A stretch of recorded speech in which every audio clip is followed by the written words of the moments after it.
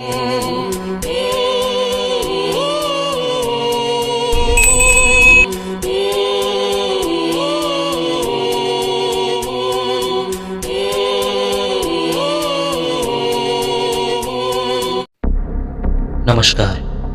मेरा नाम राजू। दरअसल पहले मैं इन भूत पिशाच या आत्माओं पर विश्वास एकदम ही नहीं करता था। मैं इन सभी को एक अंधविश्वास का पात्र समझता था, मतलब एक अंधविश्वास का एक भाग। सच कहूँ तो जब भी कोई मेरे सामने कोई भी भूत या पिशाचों की बातें करते तो मुझे हंसी आ जाती थी। पर एक घटना ने मेरी इस सोच को बदल कर रख दिया। उस घटना के बाद से मुझे भी लगने लगा कि हाँ, संसार में ऐसे भी कुछ चीजें हैं जिसे कोई समझा नहीं सकता।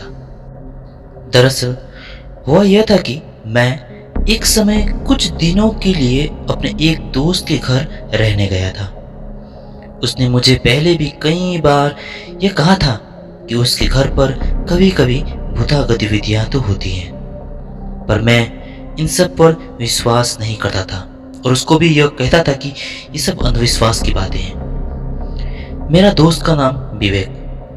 उसके घर पर जब मैं था तो उसने कई बार उन भूतों के बारे में कहना चाहा, पर विवेक की माँ उसे वो भूत प्रेतों की बातें करने से मना करती। शायद आंटी जी को लगा होगा कि मैं इन सब बातों से डर जाऊंगा। खैर, एक दो दिन के लिए तो कुछ नहीं हुआ। तीसरी रात जब मैं और विवेक सो रहे थे तो हमारे खिड़की से सटे एक बंद खिड़की पर बहुत ही हल्की हल्की सी दस्तक सुनाई दी।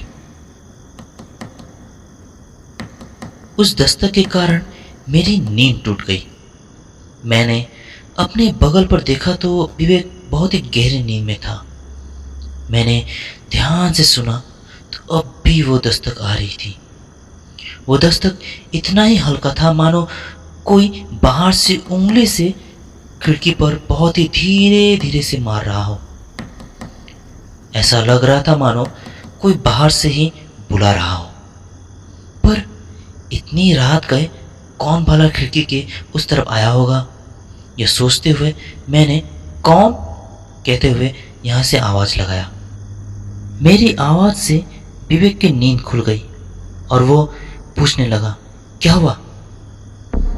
तभी मैंने विवेक को सब बता दिया।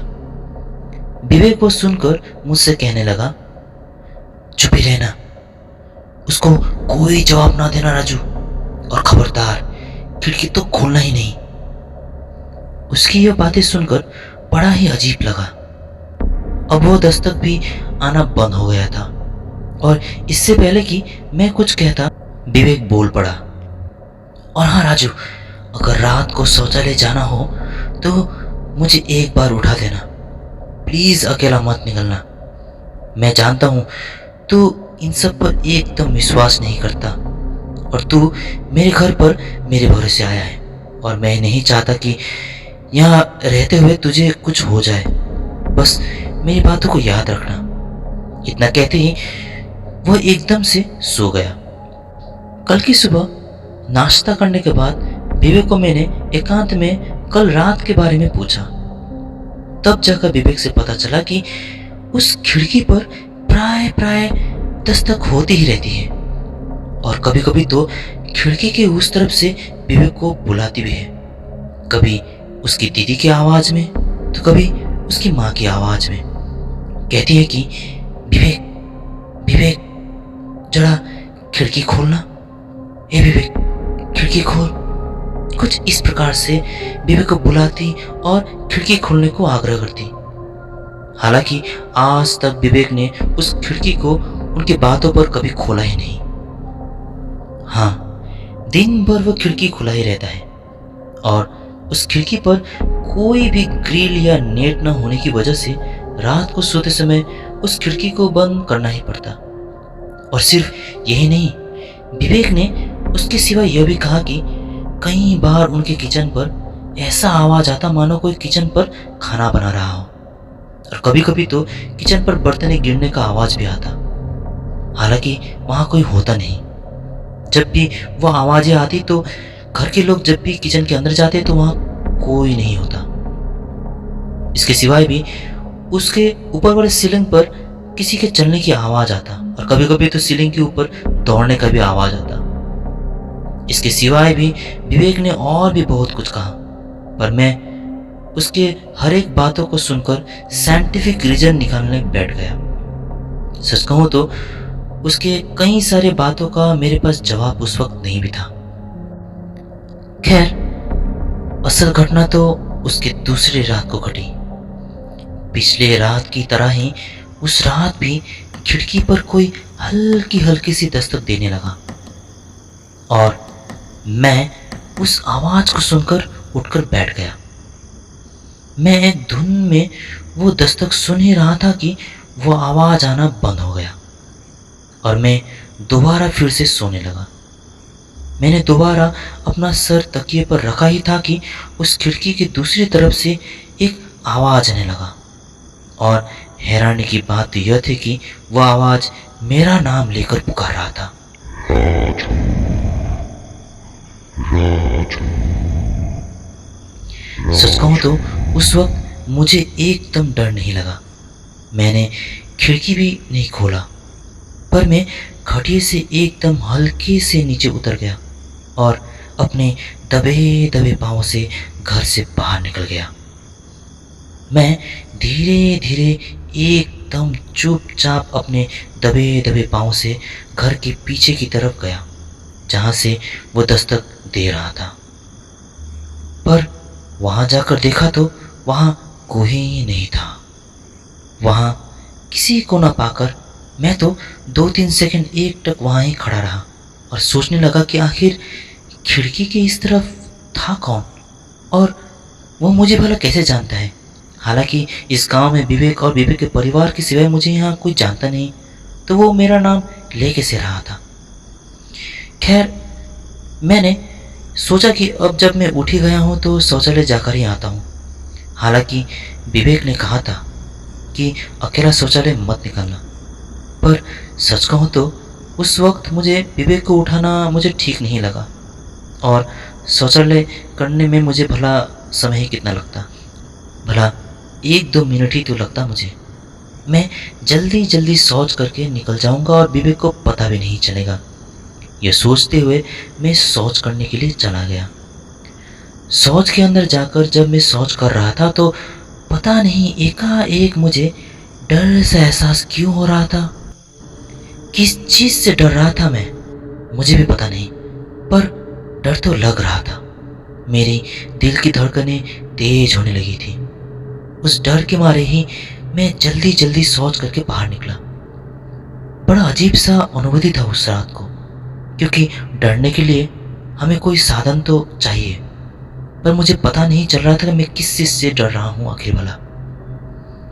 खैर, उस शौच के पीछे जो हैंडपंप था उस पर मैं हाथ पांव धोने लगा कि अचानक मुझे ऐसा लगा मानो मेरे आसपास कोई तो है। मैंने अपनी नजर ऊपर उठाई तो मैंने जो देखा वो देखकर मेरा प्राण मेरे गले तक आकर फंस गया, मानो मेरा पूरा शरीर दुर्बल सा हो गया हो, मानो मेरा पूरा शरीर दुर्बलता के कारण वहीं गिर जाए। मेरे सामने 3 बहुत ही छोटे बच्चे थे जो सामने वाले पेड़ पर खेल रहे थे। वो तीनों ही कम से कम 4-5 साल के बच्चे तो लग रहे थे। उन तीनों का कोई सर दिखाई नहीं दे रहा था। तीनों बिल्कुल नंगे थे। साधारण भाषा में कहूँ तो 3 बिना सिर वाले नंगे बच्चे मेरे सामने उस पेड़ के इर्द गिर्द खेल रहे थे। एक बच्चा उस पेड़ के डाली पर बैठा था और एक हाथ से उस पेड़ को पकड़ा हुआ और एक हाथ से नीचे इशारा कर रहा था, और 2 बच्चे पेड़ के इर्द गिर्द गोल गोल घूम रहे थे। वे खेलने में इतना मग्न थे कि उनका ध्यान मेरे तरफ न था। मैं उन बच्चों को एकटक बस कुछ देर देखता ही रहा। यहाँ मेरा दिमाग काम नहीं कर रहा था, क्योंकि मैं पहली बार किसी भूत को अपने आंखों के सामने देख रहा था। अचानक से मुझ में कहाँ से पता नहीं थोड़ा ताकत आया, तो मैं दौड़ा दौड़ा रूम के अंदर जाकर सो गया। मैंने बीवी को उठाया भी नहीं और इस बारे में मैंने कुछ कहा भी नहीं। कल सुबह होते ही मैं उस पेड़ के ही सामने खड़ा होकर ब्रश कर रहा था। ब्रश करते ही करते मैं उस पेड़ को बड़े ही निहाल कर देख रहा था।